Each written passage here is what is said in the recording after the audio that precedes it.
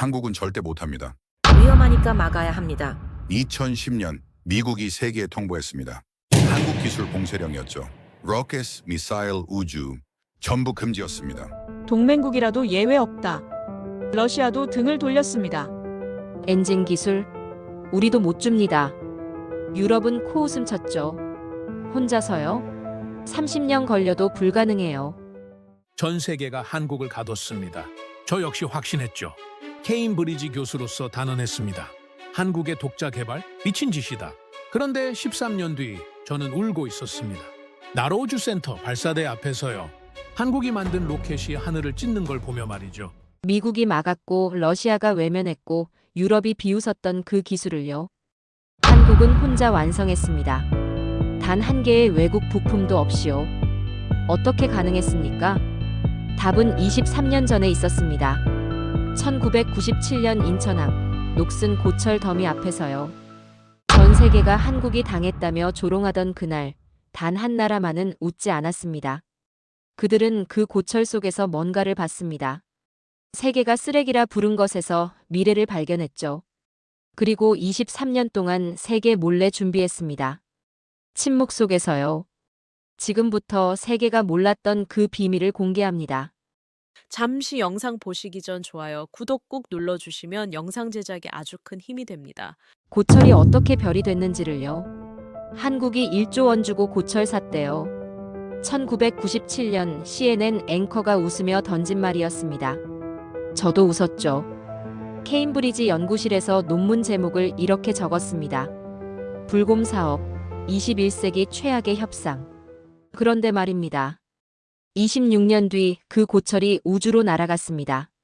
저는 마커스 스틸입니다. 영국 출신 국제개발 전문가죠. 평생을 기술 이전과 협상 사례를 연구해 왔습니다. 그래서 그날 그 뉴스를 봤을 때 확신했습니다. 한국이 완전히 당했다고요. 소련이 무너졌습니다. 1991년 거대한 제국이 하루아침에 파산했죠. 러시아는 빚더미에 앉았습니다. 한국의 진 빚만 1조 2천억 원이었습니다. 그런데 그들이 제안한 게 뭡니까? 돈 대신 무기를 주겠다는 겁니다. 탱크, 장갑차, 미사일, 헬기. 파이낸셜 타임스는 이렇게 썼습니다. 러시아의 고철 처리, 한국이 떠맞다. BBC도 한마디 거들었죠. 냉전의 유물, 서울행 컨테이너에 실리다. 워싱턴 포스트는 더 신랄했습니다. 모스크바의 웃음소리가 서울까지 들린다. 저는 그 기사들을 전부 스크랩했습니다. 논문 자료로 쓰려고요. 케임브리지 연구실은 조용했습니다. 창밖으론 가을비가 내렸죠. 저는 키보드를 두드렸습니다. 한국 정부의 판단 착오. 기술 이전 없는 무기 도입. 회수 불가능한 투자. 문장들이 술술 나왔습니다. 제 동료 교수들도 같은 생각이었죠. 마커스, 한국 또 당했네요. 그러게 말입니다. 러시아가 웃고 있을 겁니다. 우리는 확신했습니다. 이건 역사에 남을 최악의 거래라고요. 제 책상 위엔 자료가 쌓여갔습니다. 냉전 시대 무기 거래의 실패 사례, 기술 이전 없는 협상의 함정, 러시아의 교묘한 협상 전략. 모든 데이터가 한 가지를 가리켰습니다. 한국은 속았다고요. 그런데 말입니다. 1997년 7월 인천항이었습니다.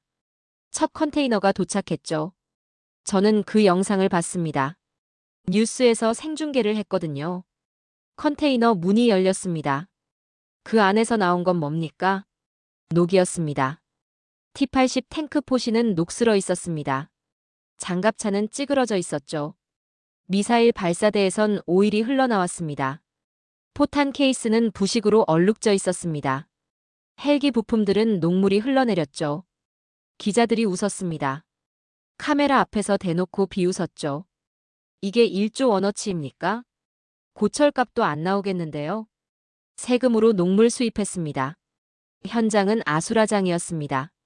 플래시가 터졌고 마이크가 난무했죠. 한 기자는 녹슨 포신을 손으로 탁탁 치며 웃었습니다. 또 다른 기자는 부식된 장갑판을 클로즈업으로 찍었죠. 저도 웃었습니다. 런던 시각 새벽이었지만 커피를 마시며 화면을 봤죠. 역시 그렇군. 내 논문이 맞았어. 그렇게 생각했습니다. 제 옆에 앉은 조교도 고개를 저었습니다. 교수님, 저건 완전히 사기네요. 그렇지.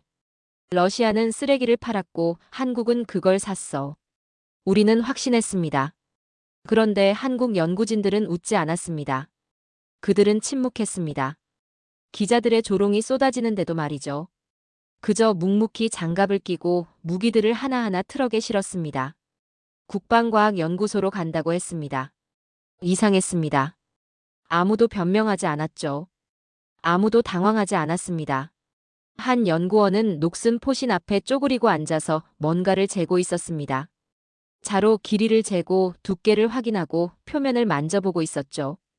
그 장면을 보는데 찝찝했습니다. 뭔가 이상했죠.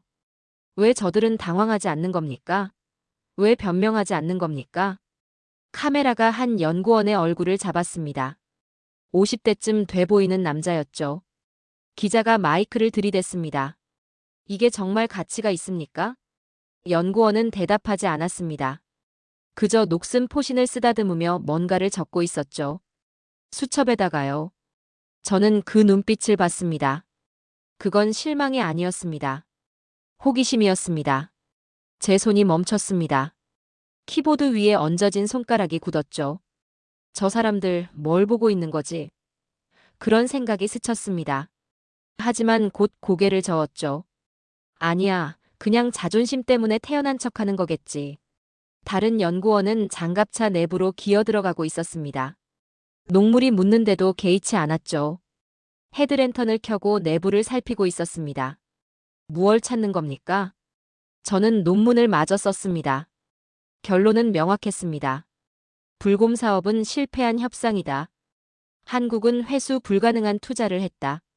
이것은 기술 이전이 아니라 고철 수입이다. 제출했습니다. 학술지에 게재됐죠. 동료들이 축하해줬습니다. 마커스, 좋은 논문이네요. 한국 정부가 좀 부끄러워해야 할 겁니다. 저는 그렇게 믿었습니다. 26년 동안 말이죠. 그런데 2023년 나로우주센터에서 저는 울었습니다. 그 고철이 하늘로 날아가는 걸 봤거든요. 그들은 미쳤습니다. 아니, 제가 봤을 땐 그랬습니다. 1997년 가을부터 2000년까지 한국 연구진들이 한 일을 보면 말이죠. 그들은 녹슨 탱크를 분해하기 시작했습니다. 전부 다요. 볼트 하나하나에 번호를 붙였습니다. 나사 하나하나의 무게를 쟀죠. 금속 성분을 분석했습니다. 용접 자국을 현미경으로 들여다봤습니다. 페인트 한 겹 한 겹을 벗겨내며 기록했죠. 저는 그 보고서를 봤습니다. 2000년 한 학술 대회에서였죠. 한국 연구원이 발표를 했습니다. T80 전차 분석 결과였어요. 슬라이드가 넘어갈 때마다 숨이 막혔습니다. 포신 내부 강선 각도 2.5도. 장갑판 두께 편차 0.2mm. 유압 실린더 작동 온도 범위 영하 40도에서 플러스 50도.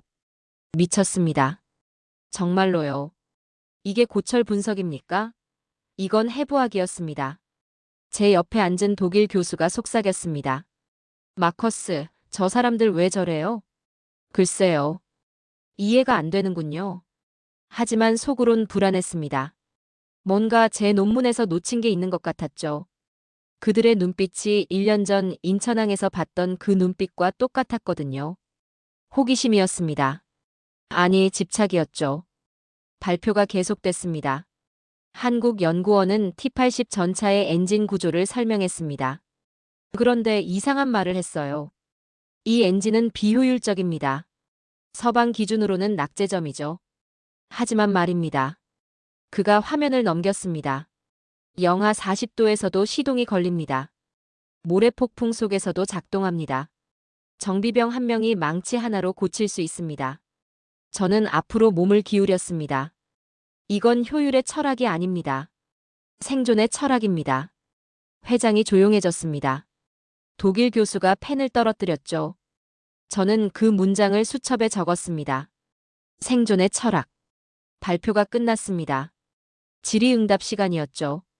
미국 교수가 손을 들었습니다. 그래서 뭡니까? 낡은 러시아 무기를 칭찬하려는 겁니까? 한국 연구원이 웃었습니다. 처음으로 웃더군요. 칭찬이 아닙니다. 이해입니다. 우리는 복제하려는 게 아닙니다. 철학을 배우는 겁니다. 그날 밤 저는 잠을 못 잤습니다. 호텔방에서 천장만 바라봤죠. 철학을 배운다. 그 말이 머릿속을 맴돌았습니다. 제 논문엔 그런 관점이 없었습니다. 저는 무기를 봤죠. 그들은 사상을 본 겁니까? 2002년 또 다른 보고서가 나왔습니다.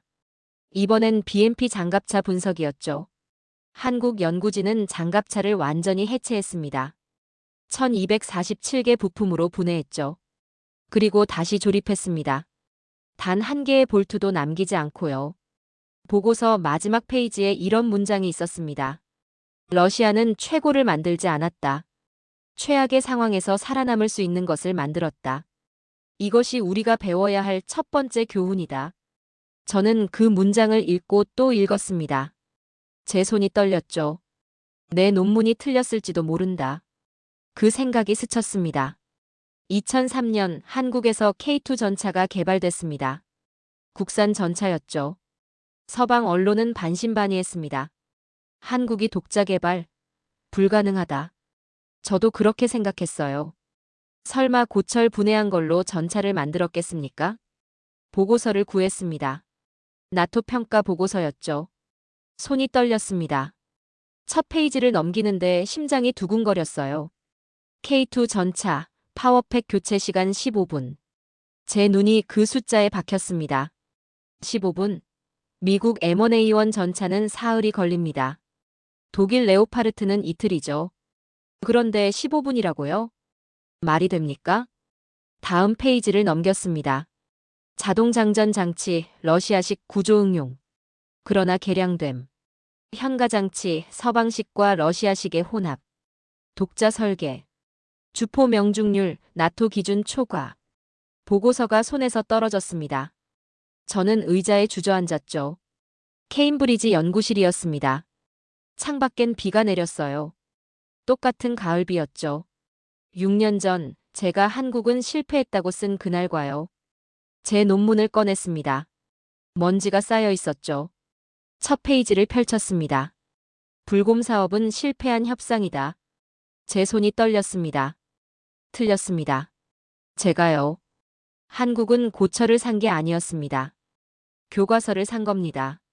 러시아는 쓰레기를 판 게 아니었죠. 철학을 판 겁니다. 서방이 비웃는 동안 한국은 배우고 있었습니다. 복제가 아니라 이해였습니다. 모방이 아니라 소화였죠. 저는 그날 제 이론이 무너지는 소리를 들었습니다. 케임브리지 연구실, 가을비 소리 사이로 말이죠.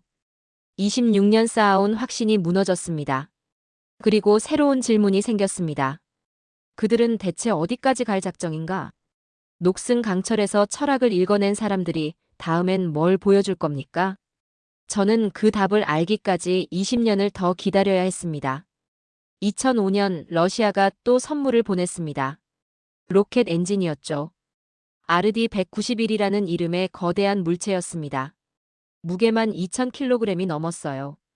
높이는 3m였죠. 러시아 측 설명은 간단했습니다. 전시용 모형입니다. 교육용이에요. 저는 그 뉴스를 봤습니다. 또 웃었죠. 또 시작이군. 한국은 또 속는 거야. 그렇게 생각했습니다. 모형을 받아서 뭘 하겠습니까? 박물관에 전시하려는 겁니까? 서방 언론도 비슷했습니다. 한국, 러시아제 로켓 모형 도입. 기사톤이 조롱이었죠. 한 프랑스 기자는 이렇게 썼습니다. 모스크바는 고철에 이어 플라스틱까지 수출하는가? 하지만 한국 연구진의 반응은 달랐습니다. 그들은 엔진을 받자마자 격리했습니다. 대전 연구소 지하 3층이었죠. 외부인 출입 금지였습니다. 사진 촬영도 금지였어요. 뭘 숨기는 겁니까? 2006년 한국제학회에서 만났습니다. 한국연구원이었죠. 그에게 물었습니다. 그 엔진 모형 아직 갖고 계십니까? 그가 웃었습니다. 이상한 웃음이었어요. 모형이라고요? 교수님도 그렇게 생각하십니까? 아니면 뭡니까? 러시아가 실물을 줬겠습니까? 그는 대답하지 않았습니다. 그저 명함을 건넸죠. 궁금하시면 한국에 오십시오. 직접 보여드리죠. 저는 그 명함을 서랍에 넣었습니다. 갈 생각은 없었어요. 바쁘기도 했고 관심도 없었죠. 모형이 뭐 대수입니까? 하지만 2007년 이상한 논문이 나왔습니다. 한국항공우주연구원 발표였죠. 제목이 RD-191 엔진 금속 조직 분석이었습니다. 저는 제목을 보고 멈췄습니다. 금속 조직 분석? 모형을 분석한다고요? 논문을 읽기 시작했습니다. 첫 페이지부터 이상했어요. 노즐 내벽 표면에서 열피로 균열 발견. 연소실 코팅층에서 3000도 이상 작동 흔적 확인. 터빈 블레이드 미세 변형, 고온 고압 환경 노출 추정. 제 손이 떨렸습니다. 이건 모형이 아닙니다. 실물입니다. 러시아가 실제 엔진을 준 겁니까? 말이 됩니까? 로켓 엔진 기술은 최고 기밀이죠. 미국도 유럽도 서로 안 줍니다. 그런데 러시아가 한국에 진짜를 줬다고요? 아니면 한국이 착각하는 겁니까? 논문을 계속 읽었습니다. 데이터가 쏟아졌죠. 금속 성분 분석, 코팅 물질 조성, 용접 패턴, 열 변형 시뮬레이션. 67페이지짜리 논문이었습니다. 마지막 페이지에 결론이 있었습니다. 본 엔진은 최소 3회 이상 실제 연소 작동한 것으로 판단됨. 전시용 모형이 아닌 비행용 실물 엔진임. 논문이 손에서 떨어졌습니다. 러시아가 실수한 겁니까? 아니면 일부러 준 겁니까? 이유가 뭡니까? 하지만 더 충격적인 건 그 다음이었습니다. 2008년 한국 연구진은 그 엔진을 분해하기 시작했습니다. 전부 다요. 4,700여 개 부품으로 완전 해체했죠. 볼트 하나, 게스킷 하나까지 전부 분리했습니다. 미쳤습니까? 로켓 엔진을 분해한다고요? 다시 조립 못하면 어떡하려고요? 수백억 원짜리 엔진인데요. 저는 그 소식을 듣고 경악했습니다. 제 동료들도 마찬가지였죠. 한국 사람들 제정신입니까? 엔진 망가뜨리려고 작정했나 봐요. 하지만 한국은 멈추지 않았습니다. 4,700개 부품 하나하나를 엑스레이로 촬영했습니다. 3차원 스캔을 했죠. 무게를 재고 두께를 쟀습니다. 재질을 분석하고 강도를 측정했어요. 12,000페이지 분량의 데이터가 쌓였습니다. 그리고 2009년 그들은 재조립을 시작했습니다. 6개월이 걸렸죠. 단 한 개의 부품도 남기지 않고 원래대로 되돌렸습니다. 사진으로 확인했어요.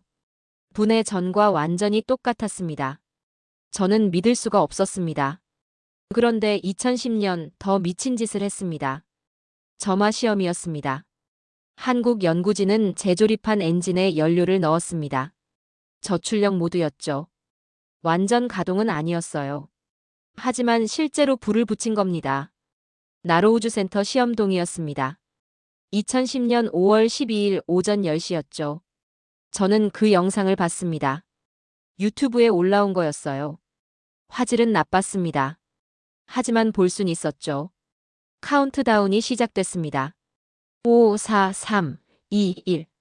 점화. 화면이 하얗게 변했습니다. 불꽃이 터져 나왔죠. 굉음이 들렸습니다. 카메라가 흔들렸어요. 3초, 5초, 10초. 엔진이 울부짖었습니다. 불길이 쏟아졌죠. 연기가 피어올랐습니다. 20초 만에 정지했습니다. 화면 속 연구원들이 환호했습니다. 서로 껴안았죠. 한 연구원은 주저앉아서 울고 있었습니다. 저는 그 장면을 보며 멍하니 앉아 있었습니다. 모형이 불을 뿜었습니다. 아니, 모형이 아니었죠. 실물이었습니다. 그리고 한국은 그걸 완전히 이해한 겁니다. 분해하고 분석하고 재조립하고 작동시켰습니다. 불가능한 일이었습니다. 미국도 못했습니다. 유럽도 못했죠. 러시아 엔진을 완전히 해체해서 다시 조립한 나라는 없었습니다. 그런데 한국이 해냈습니다.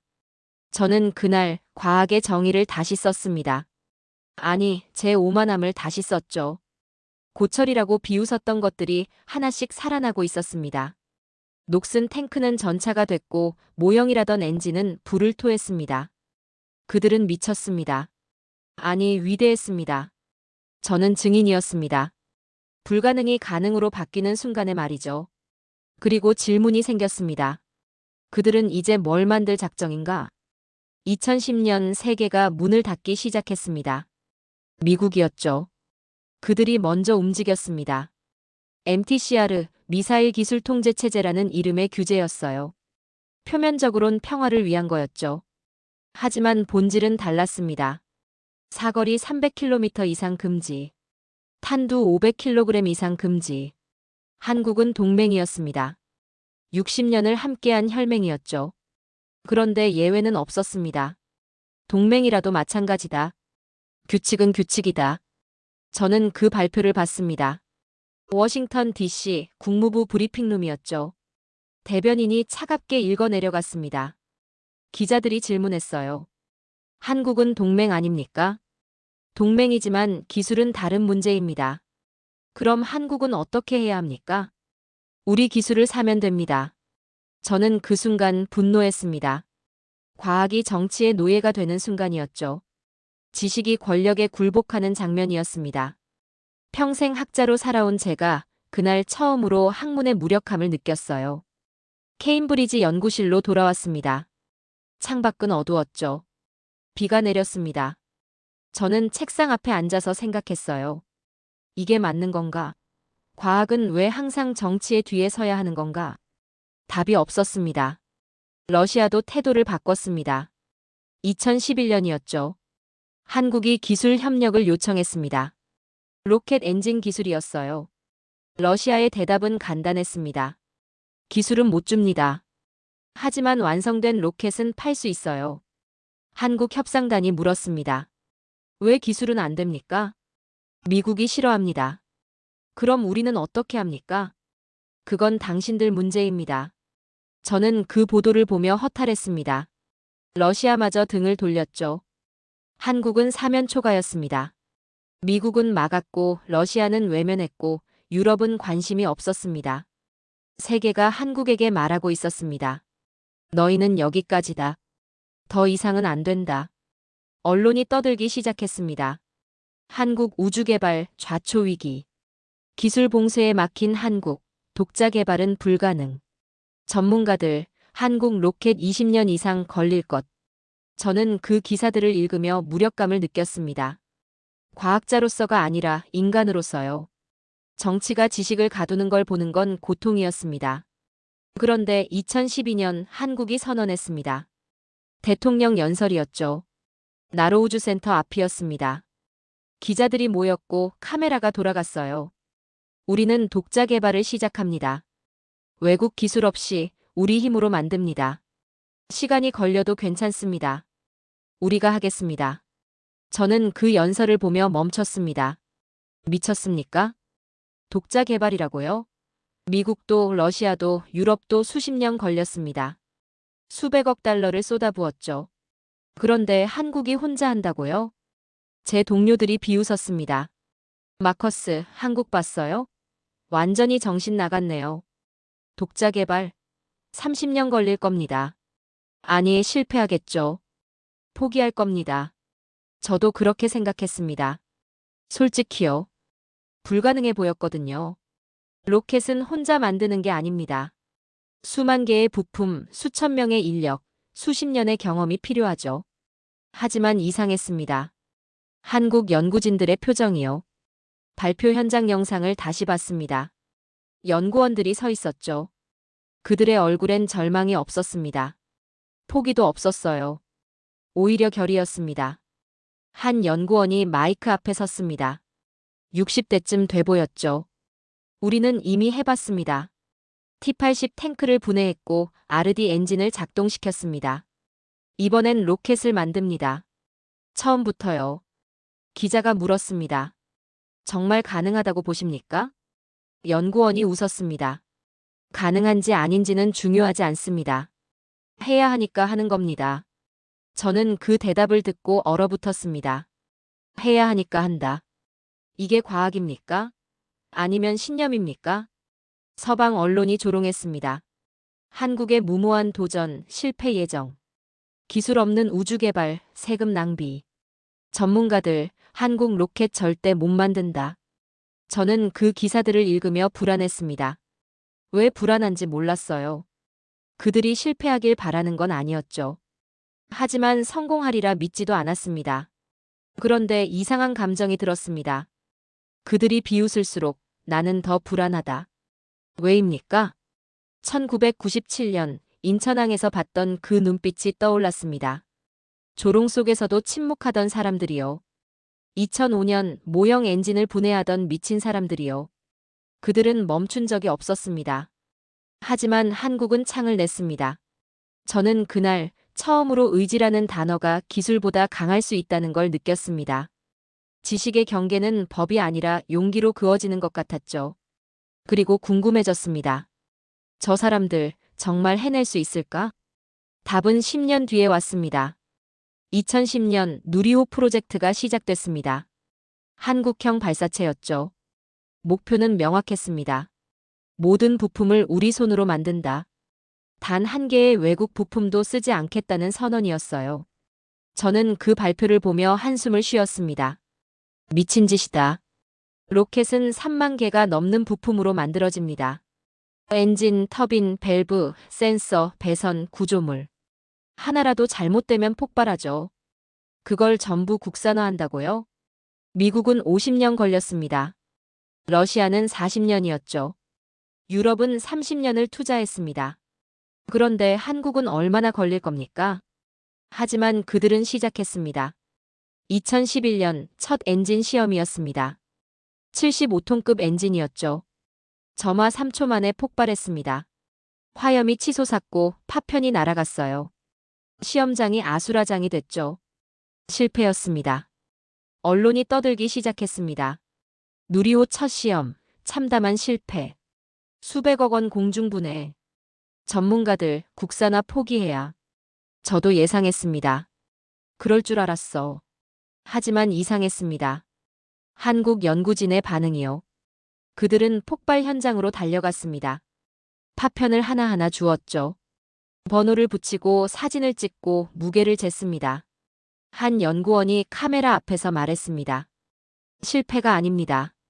데이터입니다. 저는 그 말을 듣고 멍했습니다. 데이터? 폭발이 데이터라고요? 2012년 두 번째 시험이었습니다. 이번엔 연료 누출이었죠.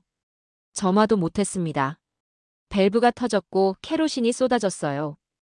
또 실패였습니다. 하지만 그들은 멈추지 않았습니다. 밸브를 회수했고 분해했고 분석했습니다. 600페이지 보고서가 나왔죠. 2013년 터빈 파손이었습니다. 2014년 압력 과다였죠. 2015년 연소 불안정이었습니다. 실패가 계속됐습니다. 38회였어요. 38번 폭발하고 터지고 멈췄습니다. 수백억 원이 증발했죠. 세상은 비웃었습니다. 한국, 언제까지 실패할 건가? 세금 낭비 중단해야. 독자 개발 포기가 답이다. 저도 포기하라고 생각했습니다. 솔직히요. 이건 너무 가혹했거든요. 38번 실패하고도 계속한다고요? 정상입니까? 하지만 한국은 멈추지 않았습니다. 그리고 저는 이상한 걸 발견했습니다. 그들은 실패를 숨기지 않았습니다. 보통 나라들은 실패를 감춥니다. 미국도 그랬고 러시아도 그랬죠. 실패 데이터는 기밀이었습니다. 외부 유출 금지였어요. 하지만 한국은 달랐습니다. 그들은 실패를 논문으로 썼습니다. 학회에서 발표했죠. 어떻게 폭발했는지, 왜 터졌는지, 무엇이 문제였는지 전부 공개했습니다. 2016년 국제학회에서 한국연구원을 만났습니다. 그가 발표를 했죠. 제목이 누리호 엔진 38회 실패 분석이었습니다. 청중이 웅성거렸습니다. 실패를 발표한다고요? 연구원이 슬라이드를 넘겼습니다. 폭발 장면, 파손 부품, 압력 그래프. 모든 게 낱낱이 공개됐죠. 발표가 끝났습니다. 한 미국 교수가 물었습니다. 왜 실패를 공개합니까? 부끄럽지 않습니까? 한국 연구원이 웃었습니다. 부끄럽지 않습니다. 우리는 실패를 지운 적이 없습니다. 실패는 우리의 교과서입니다. 회장이 조용해졌습니다. 저는 그 순간 전율했습니다. 실패를 교과서로 만들다니. 서방은 실패를 숨깁니다. 한국은 실패를 가르치는 겁니까? 2017년 나로우주센터를 방문했습니다. 초청을 받았거든요. 처음으로 한국 땅을 밟았습니다. 연구동으로 안내받았습니다. 벽면에 뭔가 붙어 있었죠. 가까이 가서 봤습니다. 사진이었습니다. 폭발 사진, 파손 부품 사진, 실패 순간들이었어요. 38장이었습니다. 날짜와 원인이 적혀 있었죠. 한 연구원이 옆에 섰습니다. 이게 우리의 역사입니다. 왜 이런 걸 붙여놓습니까? 잊지 않으려고요. 같은 실수 반복하지 않으려고요. 저는 그 사진들을 한 장 한 장 봤습니다. 손이 떨렸어요. 밤이었습니다. 연구동 불빛이 켜져 있었죠. 들어가 봤습니다. 연구원들이 일하고 있었어요. 새벽 2시였는데 말이죠. 명절에도 일합니까? 네, 로켓은 기다려주지 않으니까요. 언제 쉽니까? 로켓 쏘고 나서요. 48시간 교대였습니다. 이틀 일하고 하루 쉬는 거였죠. 명절도 반납했습니다. 가족도 못 봤어요. 한 연구원의 책상을 봤습니다. 가족 사진이 있었죠. 아이 둘이었습니다. 가족 보고 싶지 않습니까? 보고 싶죠. 하지만 이걸 끝내야 볼 수 있습니다. 왜 이렇게까지 합니까? 그가 창밖을 봤습니다. 어둠 속에 발사대가 보였죠. 우리가 안 하면 누가 합니까? 저는 대답할 수 없었습니다. 그날 밤 숙소로 돌아왔습니다. 잠이 안 왔어요. 창밖을 봤죠. 연구동 불빛이 여전히 켜져 있었습니다. 그들은 기술자가 아니었습니다. 수도승이었습니다. 믿음으로 일하는 사람들이었죠. 성공을 믿는 게 아니었어요. 과정을 믿는 거였습니다. 2018년 39번째 시험이었습니다. 엔진이 100초 동안 탔습니다. 멈추지 않았어요. 완전 연소였죠. 성공이었습니다. 그날 연구원들이 울었습니다. 서로 껴안고 울었죠. 8년 만이었습니다. 38번 실패하고 39번째 성공한 거였어요. 저는 그 영상을 보며 울었습니다. 케임브리지 연구실에서 혼자요. 실패를 닦아서 금으로 만드는 사람들. 그들의 노트북 안에는 불꽃이 있었습니다. 그 불꽃은 엔진보다 뜨거웠습니다. 2021년 10월 21일. 그날이 왔습니다. 누리호 첫 발사였죠. 26년 만이었습니다. 1997년 인천항에 고철이 도착한 날부터요. 이제 그 고철이 하늘로 날아가는 겁니까? 저는 런던에 있었습니다. 새벽 4시였죠. 잠을 못 잤어요. 노트북을 켰습니다. 생중계가 시작됐죠. 나로우주 센터였습니다. 발사대 위에 누리호가 서 있었어요. 47m 높이였습니다. 햇빛을 받아 하얗게 빛났죠. 아름다웠습니다. 카메라가 관제실을 비췄습니다. 연구원들이 앉아 있었어요. 모니터를 응시하고 있었죠. 긴장한 얼굴들이었습니다. 한 연구원을 봤습니다. 10년 전 만났던 그 사람이었어요. 머리가 하얗게 샜더군요. 10살은 늙어 보였습니다. 카운트다운이 시작됐습니다. 10, 9, 8. 제 심장이 뛰었습니다. 손에 땀이 났죠. 7, 6, 5. 화면을 뚫어지게 봤습니다. 4, 3, 2, 1. 점화. 불이 터졌습니다. 화면이 하얗게 변했죠. 굉음이 들렸습니다. 땅이 흔들렸어요. 연기가 피어올랐습니다. 누리호가 움직이기 시작했습니다. 천천히, 아주 천천히요. 마치 주저하는 것처럼 보였죠. 하지만 멈추지 않았습니다. 계속 올라갔어요. 10m, 20m, 50m. 속도가 붙기 시작했습니다. 100m, 200m, 500m. 하늘로 솟구쳤습니다. 불기둥이 뒤를 따랐죠. 굉음이 대지를 흔들었습니다. 구름을 뚫고 올라갔어요. 저는 숨을 참고 있었습니다. 1분이 지났습니다. 2분이 지났죠. 3분, 4분, 5분. 모든 게 완벽했습니다. 1단 분리 정상. 2단 분리 정상. 페어링 분리 정상. 3단 점화 정상. 관제실에서 환호가 터져 나왔습니다. 연구원들이 박수를 쳤죠. 저도 주먹을 쥐었습니다. 해냈다. 드디어 해냈어. 그런데 16분 30초. 3단 엔진이 꺼졌습니다. 화면 속 관제실이 조용해졌습니다. 박수가 멈췄죠. 엔진 정지. 예정보다 46초 일찍 꺼졌습니다. 궤도 속도 미달. 위성 궤도 진입 실패. 침묵이었습니다. 46초. 단 46초가 부족했습니다. 저는 화면을 멍하니 바라봤습니다. 믿을 수가 없었어요. 거의 다 왔는데. 거의 성공했는데. 46초가 부족해서요? 관제실 연구원들이 고개를 숙였습니다. 한 연구원은 얼굴을 손으로 가렸죠. 어깨가 떨렸습니다. 10년이었습니다.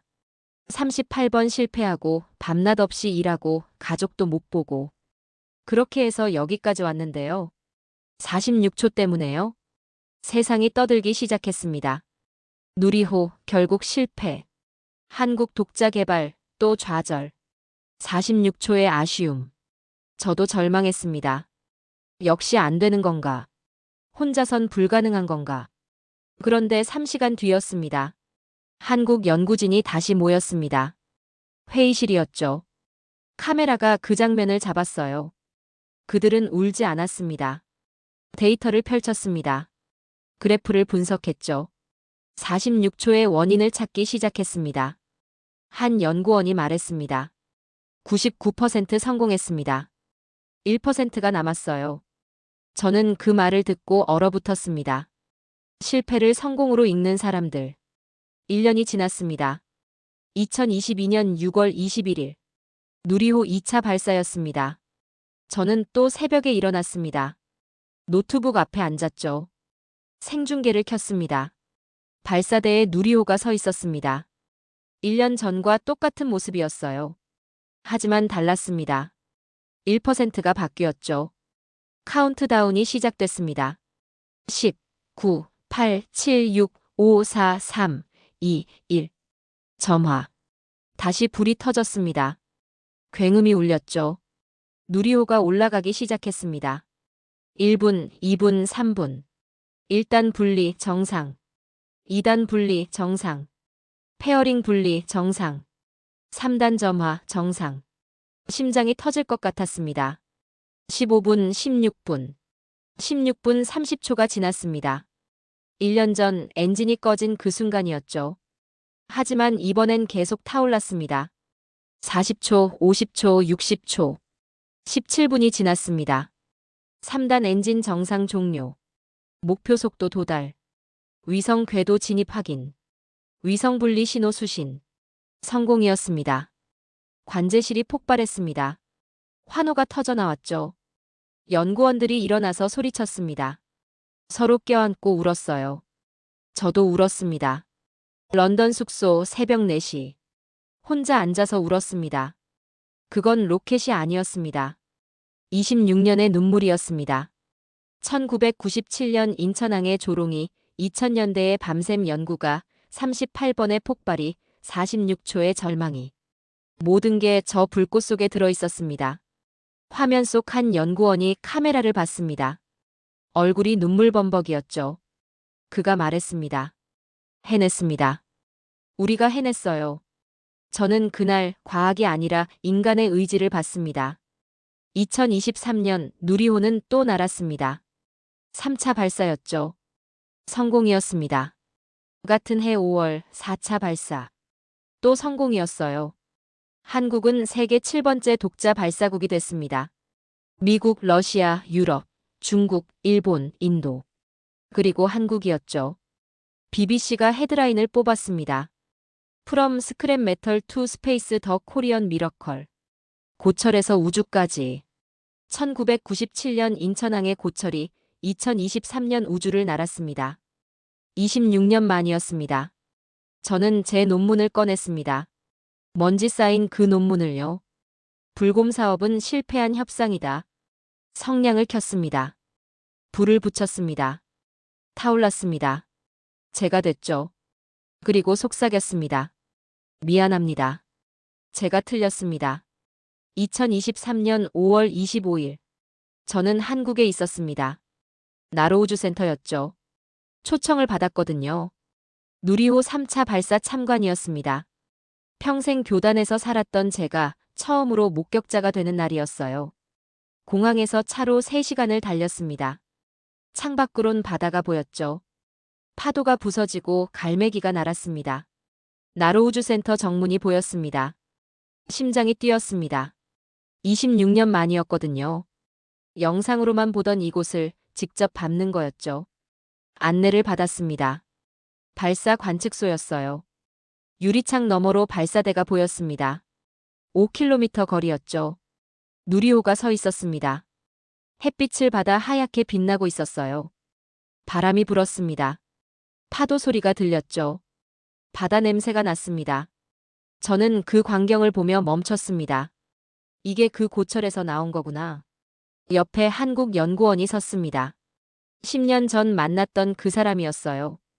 교수님 오셨군요. 네, 초대해 주셔서 감사합니다. 이번엔 논문이 아니라 진심으로 보시는 거죠? 저는 고개를 숙였습니다. 네. 이번엔 진심입니다. 카운트다운이 시작됐습니다. 1시간 전이었죠. 관측소에 사람들이 모였습니다. 연구원들, 기자들, 가족들. 모두 유리창을 바라봤어요. 저는 창가에 섰습니다. 손을 유리에 댔죠. 차가웠습니다. 30분 전. 바람이 강해졌습니다. 파도가 높아졌죠.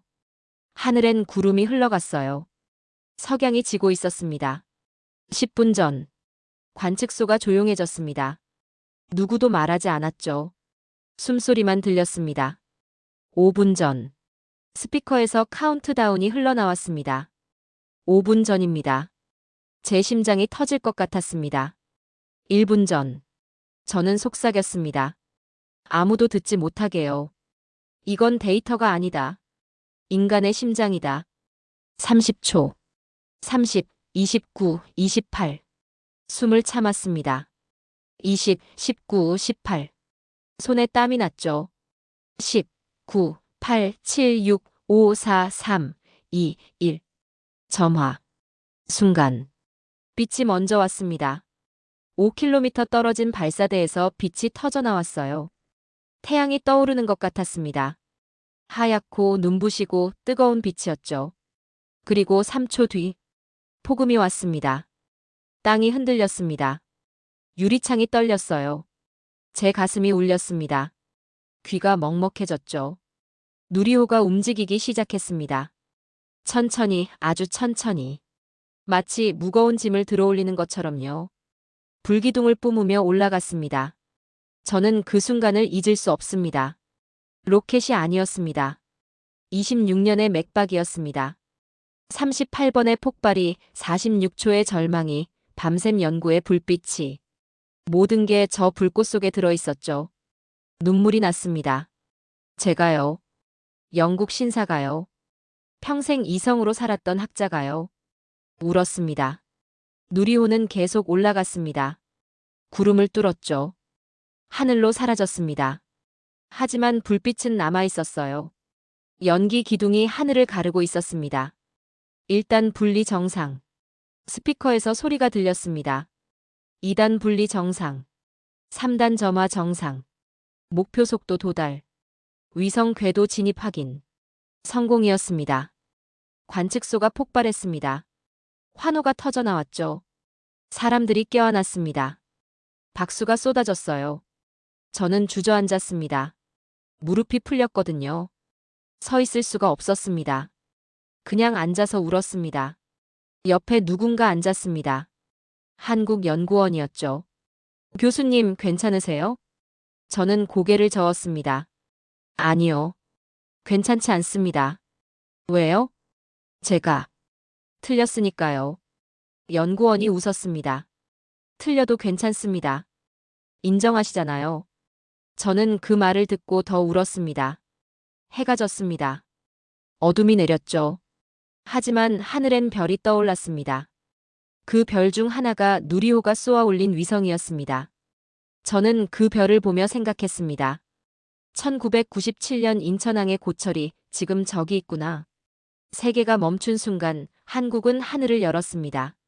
로켓은 불을 뿜었고 내 편견은 재가 되었습니다. 그 불꽃은 내 오만의 종지부였습니다. 숙소로 돌아왔습니다. 잠이 안 왔어요. 창밖을 봤죠. 별이 빛나고 있었습니다. 노트북을 켰습니다. 파일을 하나 열었어요. 제목을 적었습니다. 불곰사업, 21세기 기술자립의 교과서. 26년 전 논문의 제목을 바꾼 거였습니다. 키보드를 두드렸습니다. 나는 틀렸다. 그리고 그들은 옳았다. 첫 문장이었습니다. 손가락이 멈추지 않았습니다.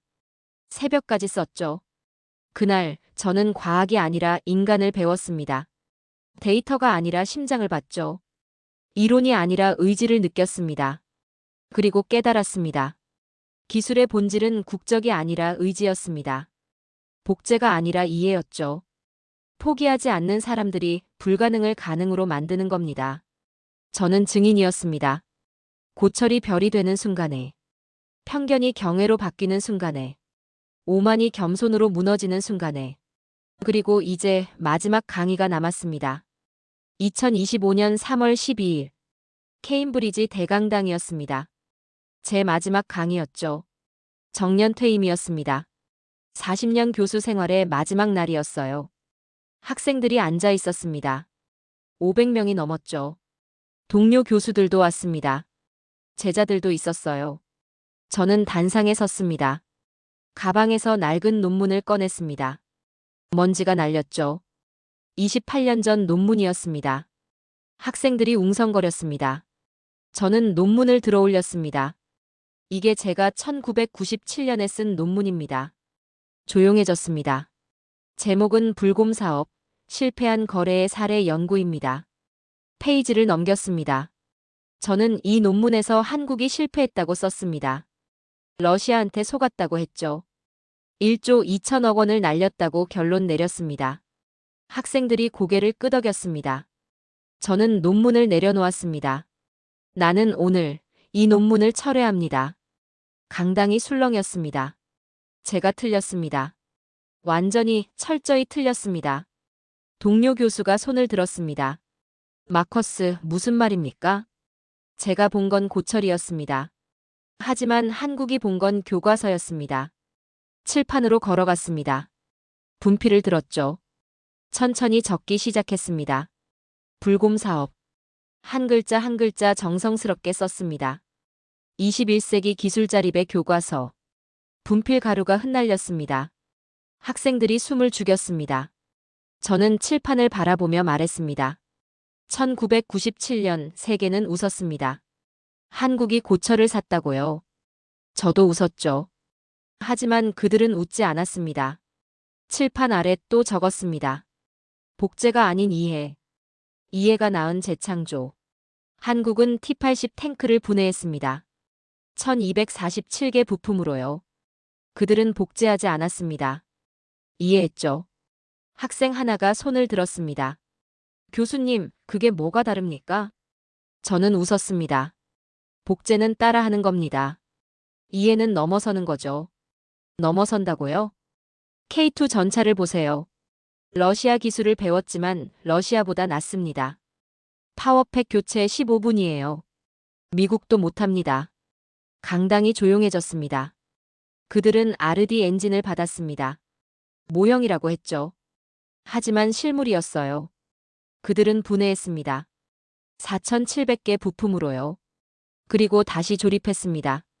점화했죠. 분필로 또 적었습니다. 의지는 기술보다 강하다. 서방은 한국을 막았습니다. MTCR로요. 러시아도 돌아섰습니다. 세계가 문을 닫았죠.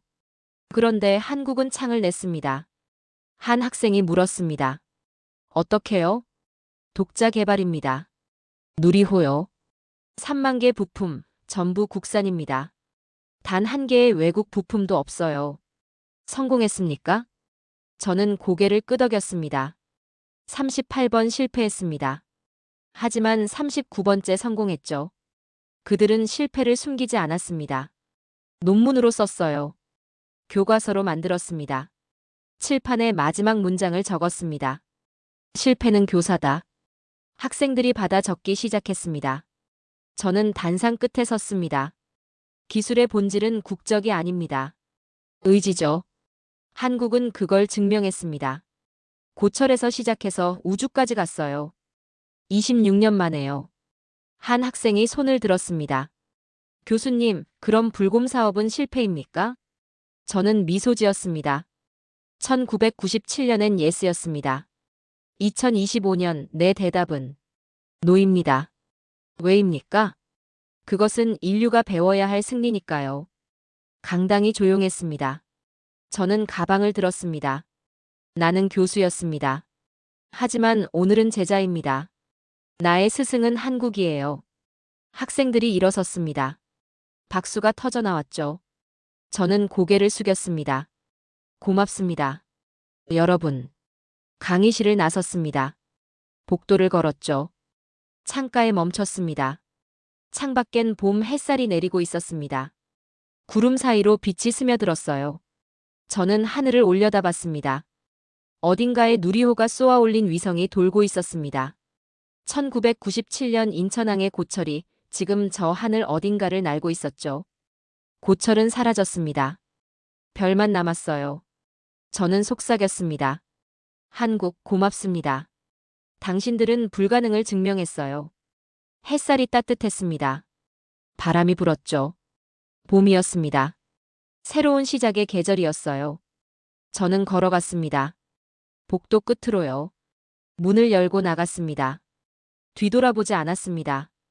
더 이상 과거가 아니었으니까요. 미래를 배웠으니까요. 그리고 깨달았습니다. 시작이 초라해도 끝은 위대할 수 있습니다. 녹은 강철에서 별이 태어날 수 있습니다.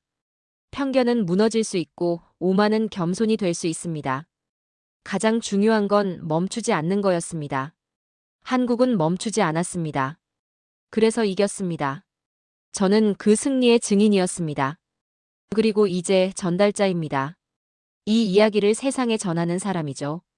고철에서 별까지, 불곰 사업에서 누리호까지, 조롱에서 경애까지, 26년의 여정.